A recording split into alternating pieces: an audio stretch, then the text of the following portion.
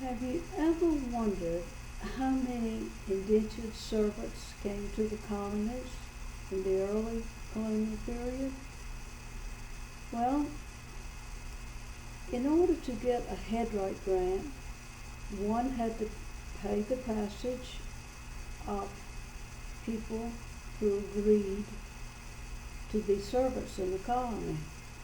The agreement was anywhere from 7 to 10 years of time that you were given service, and after that you would be free and be given 25 or 50 acres of land of your own.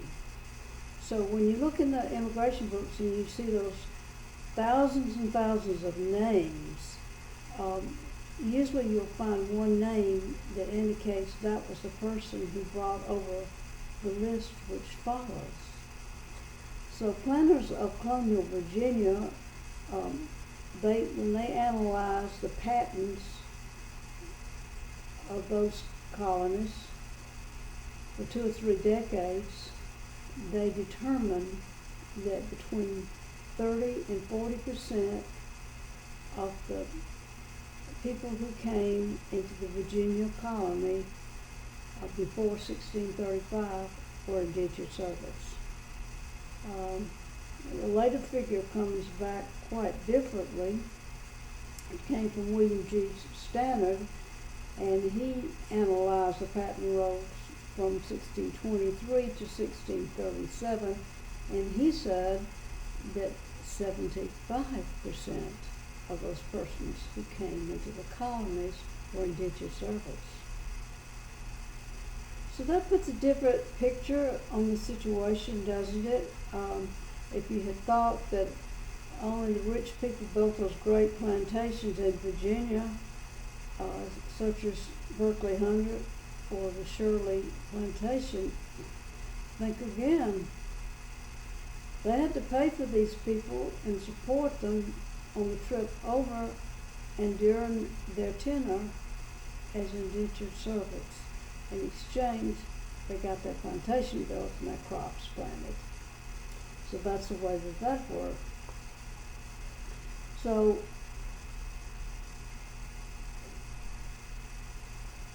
out of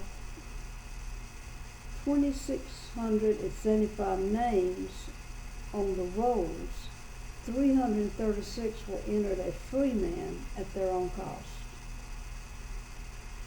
And an additional 245 persons were believed, for the most part, to be of the same status. Transportation expenses were paid for more than 2,000. From these numbers, the conclusion reached was that 675 people on the patent rolls were free men, including women and children. The remaining 2,000 were servants. And a smaller number than that were slaves, although in Virginia, slavery was not permitted until the law was passed in 1660. So before that time, there were no slaves in Virginia.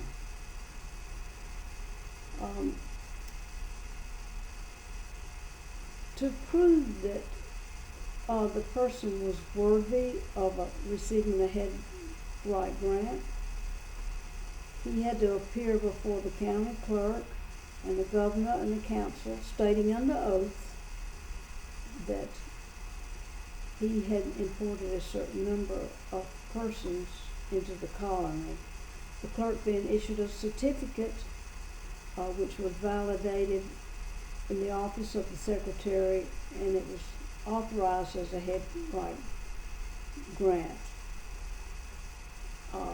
Then the property had to be surveyed. Here's a picture of a surveyor. There are many books on those who came over in the early days. I hope you avail yourself of them, and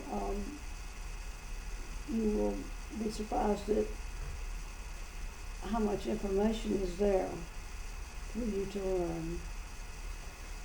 Have a good day. I hope you visit virginiapioneers.net, where we have all of the old wills and estates and marriage records. Thank you.